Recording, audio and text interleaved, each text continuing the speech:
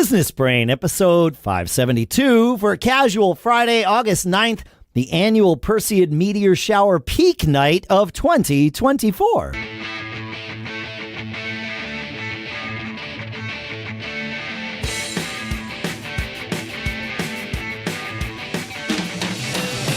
Greetings, folks, and welcome to Business Brain, the show where we take an idea or three, we crunch them, we dissect them, we use them to help tune our business brains so that we can each learn how better to beat the system and lead that charmed life that we all want to lead. Here in Durham, New Hampshire, I'm Dave Hamilton. And out here in Lafayette, California, I'm Shannon Jean. And how you doing, man? I'm good. I was telling you before we started recording that I went to see that band Train. I wound up getting to know the drummer in Train because, I got to know him and then interviewed him on Gig Gab and got to know him more. And he invited Lisa and I out to a show the other night.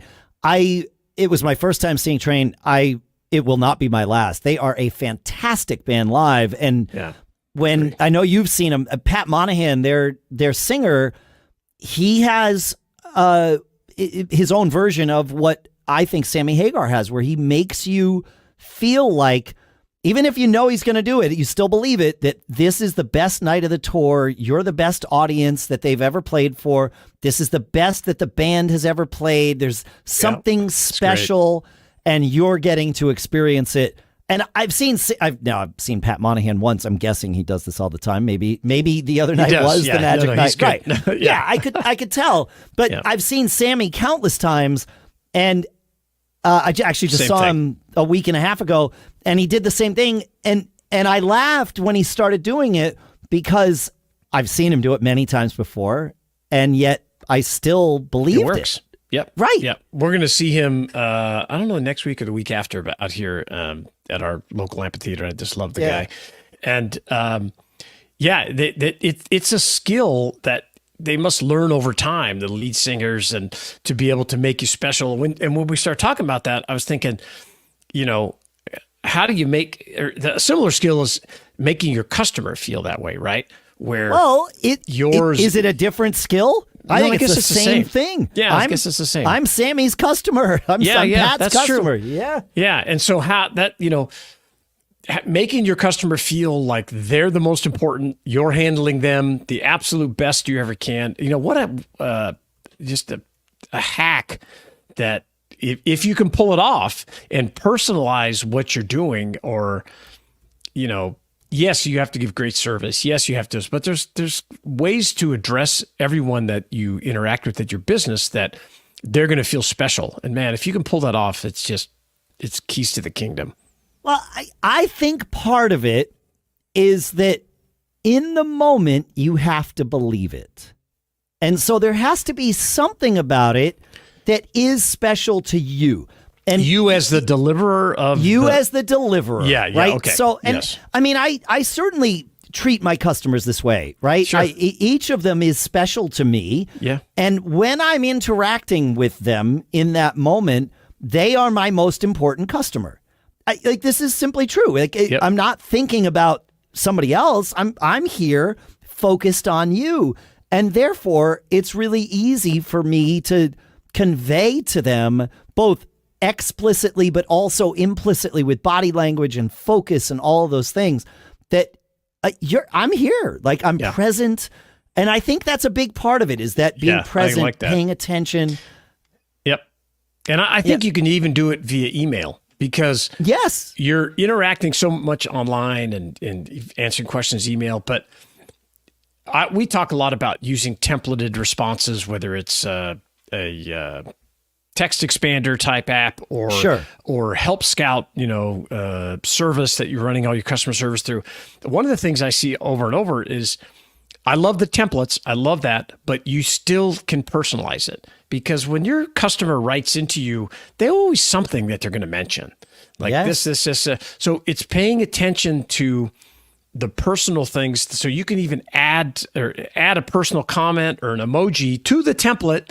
So when they get it back, it's like, you feel, hey, Shannon, hey, so sorry on Thursday, this, that, whatever. And then boom, there's the template stuff. But you have personalized it in such a way that Like even in social media, what I find is people are in such a hurry replying, using their name in the reply is huge, because I think it causes them to kind of stop. Like in DMs, it's like back and forth, back and forth, back and forth. But if you start saying, "Hey, Dave," it just connects you emotionally much more, that you're like, oh, this person is recognizing me. It's not paying attention to me. Paying attention. Yeah. Value, right? They're giving value and that kind of stuff. So those guys do a great job because they're doing it to thousands of people at a time. Maybe they have an ideal customer profile too, where they're just singing to one person that they've developed over their, career.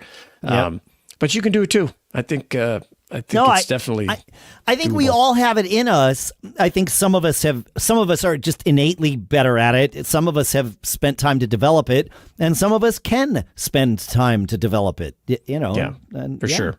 Yeah. It's worth slowing down to do it. I'll give you an example of how not to do it. I've had a warranty issue with a little refrigerator in my house, and people have kind of been dilly-dallying around. They have to come back out again. And instead of calling or emailing and asking us which dates work, they just sent a text and says, the text will be there on August 14th between 9 and 5. And it's like, well, that doesn't work for us, right? And you can automate it as much as you want, but it's like, hey, here's a few open spots. I mean, it's so easy to do with your calendar. Even if they can't, even if they want to do exactly what they're doing, right? Like offering you one time, instead of saying the tech will be there, then ask. Yes. We have August 14th booked for you. Would this work? Would that work? That's it, because it's going to elicit the same response. Yeah. You're either going to say great or no. Yeah. And at this point, I'm like, why would they, I forwarded it to my wife. I'm like, well, they're scheduling me without even talking to me. It's not disrespectful. It's a lost opportunity. It's presumptive, and it's a lost opportunity to connect with, so slow down or be smarter as you're operating. That's the thing, and how you're addressing everybody, and personalize it, man. Make them feel important and special and valued. That's it. Yes. Yeah. Just think about, focus on them. We talk about spotlighting versus, I can't remember the term that we use, the multitasking, right? Oh yeah. Yes. So don't do that. Just spotlight. When you're dealing with someone, deal with them. Yeah, and teach your employees to do it, and teach your automations to do it. Think about it. It's worth it. So it's worth it. But hey, we had an interesting occurrence last week. Was it last week? Yeah, I think that maybe even over the weekend. Right up until an hour ago or something. Yeah, that our Business Brain account on X got suspended, and like many social media suspensions, they're kind of vague. I don't know why they don't tell you. Kind of vague. Yeah, they're like, they don't tell you. I don't even think. In fact, I know we didn't get a notification that our account was suspended. We did not. No, we just went and to use it. Sadie was the first one, but it could have been you or me. It doesn't matter.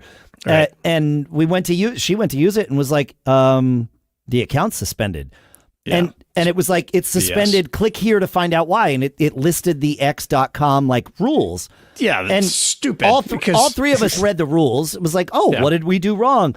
And none of this. Yeah. We couldn't. And so, but they didn't, there was no you broke rule number 4A. They never tell you. It's ridiculous. Why not? I don't know. They want wiggle room or something. But some lawyer has all these companies, if you break they just say, oh, you went against our terms and conditions, which are 400 pages long. Yeah, good luck. Figure it out, It's terrible. Buddy. Yeah, so it brought up a good topic. Yeah. Yeah, go ahead. Okay. Yeah. So, I mean, they said, I loved what they said. It's permanently banned. You can file an appeal. It's like, which is it? Yes. Right. Yeah. So anyway, we filed the appeal. I sent the note in. Mainly because I didn't want, if it got shut down, if they summarily rejected it and banned us forever, I didn't want that on Sadie's shoulders, right? I figured, well, it's not going to make a difference who it comes from. They're going to treat it the same. Might as well just come from me, and then that way, makes sense. So I sent the thing out and just said, hey, I read through everything, and I don't think we violated a rule, but if we did, please tell us what it was. And then if it's something that's not terribly egregious, maybe we can come back and we'll just know not to do that thing, whatever that thing was again. Yeah. And the only thing we know is that the account is back on. That's ridiculous. I haven't seen any email come in saying, "Oh, no, we like here, Dave. So, this mistake happened, and we apologize." No, it's not happening. Not going to happen. But it really underlines how important it is to not put all your eggs in someone else's basket. I mean, you were saying earlier, don't. I guess in Wednesday's episode, you were saying that, you don't want to have just one client that you work for, right? Yeah, of course not. It's the same thing. It's like if you're building your brand and it's on a platform that you don't own, if the top level domain of wherever you live, if it's x.com or facebook.com or youtube.com, Instagram, whatever, TikTok, Instagram.com, whatever. If you are building a platform there, it is not your business. It's someone else's business. And you need to, it's okay, use that, but very quickly direct people to you so that you have them and you can contact them directly. Yeah. I had a really great conversation with someone that's really very successful in building these social media, brands and companies and everything else. And his comment really kind of set me back, and he said, social is not the end. It's just the beginning. And it really made me think. I'm like, yeah, man, because I'm building this, brand of myself and trying to productize my knowledge and all this stuff on X.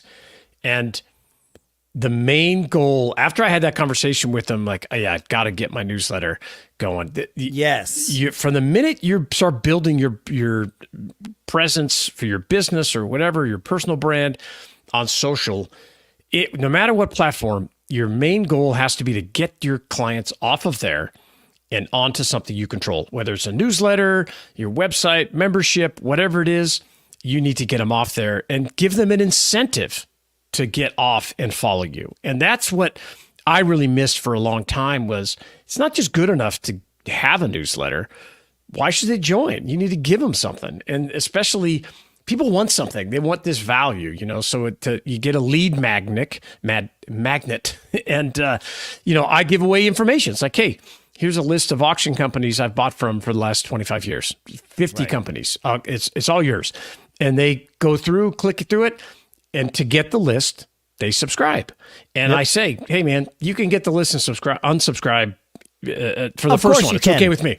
And that's what we have. So you'll see you get 100 new subscribers and maybe 10 or 15 will unsubscribe after the thing. But your net positive keeps growing up and up and up. So you're in control of those people because your account could get shut off. One of your competitors could file a complaint about, some BS thing. And so you get suspended. You just need to take control of it and not have all your eggs in one basket. To your point, we preach about, not having your whole career in someone else's hands. It's the same. Don't have your business in someone else's hands that you're building on social media. Don't do it. Yep. And at the very least, diversify yourself so that if you are a social media presence, you're not just on one platform, you're on many. Good too. Yeah. But why not start a podcast where you're doing it at your own domain? Like, sure, we host our stuff. We don't actually host the media files on our servers, but we own the domain businessbrain.show, and that's what your podcatcher or podcast player is subscribed to. So if we had to move all our media files, we own the domain that points you to those media files, and so we can move them. Yeah. Be in control. So it's important. Please subscribe to the show. That's my ask, number one. And then number two, just because we've had a problem with it and it would probably look good to boost up our follower numbers, please go subscribe to us on X at BizBrain Show. Yeah, just follow us. You don't have to subscribe up there.